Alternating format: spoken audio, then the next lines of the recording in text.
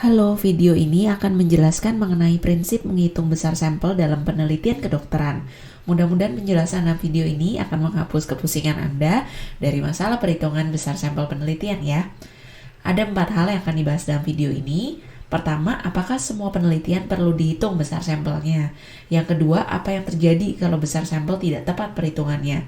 Yang ketiga, alfa dan beta komponen wajib dalam perhitungan sampel. Terakhir, rumus sampel mana yang cocok untuk penelitian Anda? Nah, sekarang yang pertama, apakah semua penelitian membutuhkan perhitungan besar sampel penelitian? Misalnya, ada satu dokter mau meneliti prevalensi hipertensi di kantor X yang jumlah karyawannya 22 orang. Lalu dokter lain mau meneliti prevalensi hipertensi di DKI Jakarta yang jumlah penduduknya 11 juta orang. Nah, apa sih bedanya kedua penelitian ini? Dengan total populasi 22 orang, semua karyawan di kantor X bisa diperiksa tekanan darahnya. Sementara untuk penduduk DKI Jakarta yang 11 juta orang, kita membutuhkan sampel penelitian. Karena 11 juta itu tidak mungkin diukur semuanya.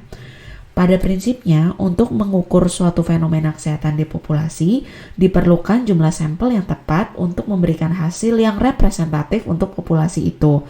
Prinsip sampel penelitian ini sebenarnya mirip dengan pemeriksaan darah di lab. Untuk mengukur hemoglobin misalnya, kita perlu sejumlah sampel darah untuk menggambarkan kondisi hemoglobin di dalam darah secara keseluruhan. Untuk menghitung sampel, perhitungan sampel yang tepat itu sangat penting. Apa dampaknya kalau jumlah sampel tidak tepat? Kalau terlalu sedikit, hasil penelitian kita akan tidak akurat. Terlalu banyak juga tidak baik karena akan buang-buang sumber daya. Untuk menghitung besar sampel, ada 2 angka yang perlu ditetapkan oleh peneliti, yaitu nilai alfa dan beta. Tenang, penjelasan ini tidak akan memusingkan. Sekarang kita bahas tentang nilai alfa. Nilai alfa menggambarkan seberapa besar presisi penelitian kita. Presisi sama dengan 1 minus alfa. Semakin tinggi presisi yang kita inginkan, maka kita harus menetapkan nilai alfa yang semakin kecil. Sekarang kita pakai contoh. Misalnya kita mau membuat penelitian untuk mengetahui apakah minuman bersoda meningkatkan risiko diabetes. Kita menduga minuman bersoda berhubungan dengan diabetes. Penelitian yang presisinya tinggi artinya hubungan antara minuman bersoda dan diabetes tidak hanya terdeteksi dalam penelitian ini saja, tapi juga terjadi dalam kenyataannya di populasi. Misalnya kita tetapkan nilai alfanya 5%. Artinya apa? Artinya kita mau presisi penelitian kita sebesar 95%. Pada umumnya, nilai alfa yang digunakan untuk menentukan besar sampel adalah 0,05. Pada penelitian yang butuh presisi sangat tinggi, misalnya clinical trial, kadang alfanya 0,01. Semakin tinggi nilai alfa, semakin tinggi presisi penelitian dan semakin besar sampel yang dibutuhkan. Sekarang kita bahas nilai beta. Beta menggambarkan power penelitian. Power sama dengan 1 minus beta. Power adalah kemampuan penelitian untuk mendeteksi adanya hubungan. Kita kembali ke contoh hubungan antara minuman bersoda dan diabetes.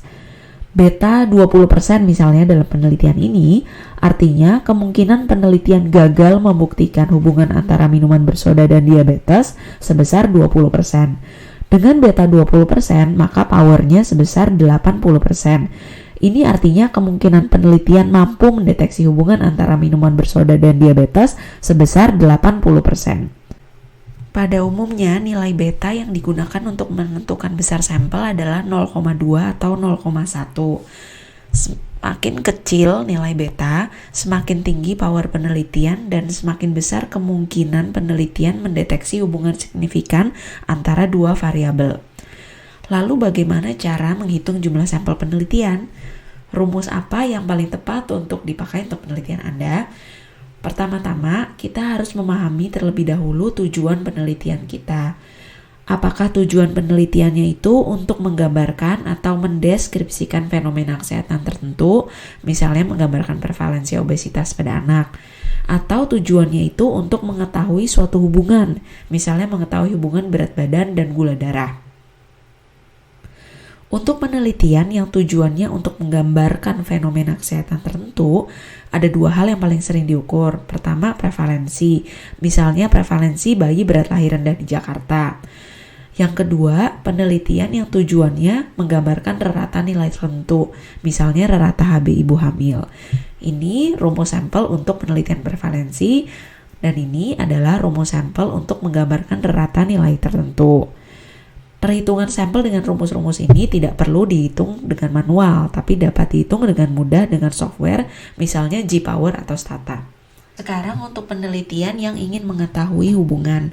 Pertama, penelitian hubungan antara dua variabel kategorik. Misalnya, penelitian hubungan anemia ibu hamil dengan bayi berat lahir rendah. Anemianya adalah variabel kategorik karena dibagi jadi anemia dan tidak anemia. Berat badan lahir rendah juga variabel kategorik. Nah, ini rumus dari perhitungan jumlah sampelnya. Yang kedua, penelitian hubungan variabel kategorik dan numerik. Misalnya, hubungan anemia ibu hamil dengan berat badan bayi. Anemianya adalah variabel kategorik karena dibagi jadi anemia dan tidak anemia, sedangkan berat badan lahir bayi adalah variabel numerik yang diukur dalam gram. Ini adalah rumus besar sampelnya. Perhitungan besar sampel bisa dengan mudah dilakukan, salah satunya dengan software yang namanya Gpower. Software ini dibuat oleh satu universitas di Jerman dan dapat diunduh secara gratis. Di video selanjutnya, saya akan mendemonstrasikan cara hitung sampel dengan aplikasi Gpower ini ya.